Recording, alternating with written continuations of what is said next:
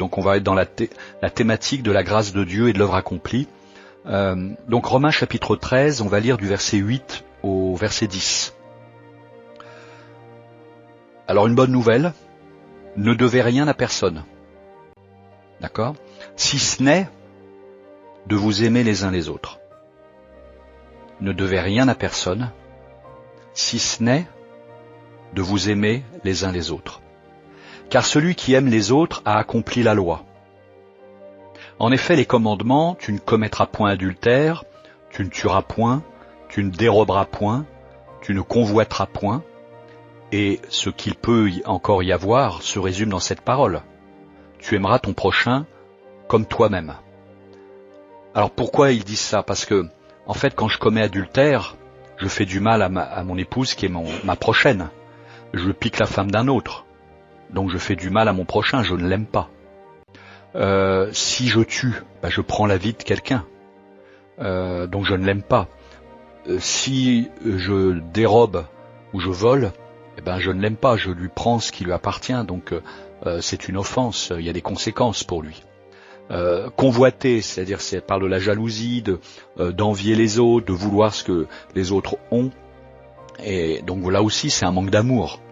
Donc en fait quand on aime, on ne peut pas faire ces choses-là. Et donc on accomplit la loi. Et à l'après, c'est pas exhaustif, il dit, et ce qu'il peut encore y avoir, dans plein d'autres domaines. Si on aime, on accomplit la volonté de Dieu, en réalité. Alors si on aime de l'amour de Dieu, parce qu'il y a différentes sortes d'amour, bien entendu. Mais ensuite, il termine au verset 10, « L'amour ne fait point de mal au prochain. L'amour est donc l'accomplissement de la loi. » Donc, si quelque part on réfléchit un peu sur nos rapports fraternels, et je dirais même sur notre rapport avec Dieu, l'amour est au centre de tout. Si la motivation n'est pas l'amour, je passe à côté du plan de Dieu. Je peux très bien faire des belles œuvres sans aimer les gens. Je sais pas, imaginons que quelqu'un s'engage au restaurant du cœur pour distribuer de la nourriture, c'est une œuvre bonne.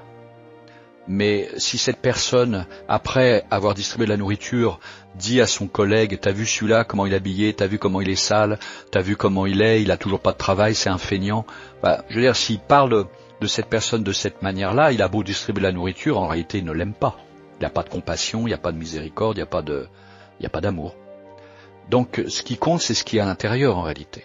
C'est cet amour qu'on a besoin de recevoir de Dieu, parce que nous pouvons avoir un amour ciblé, on peut aimer nos enfants, aimer notre collègue, un collègue plus qu'un autre, aimer telle ou telle personne. On peut aimer d'une certaine manière. Mais l'amour de Dieu, c'est particulier parce que c'est un amour inconditionnel qui est distribué à tous. Alors après, il n'est pas vécu de la même manière. Je vis pas l'amour avec mon épouse comme je le vis avec vous, bien entendu.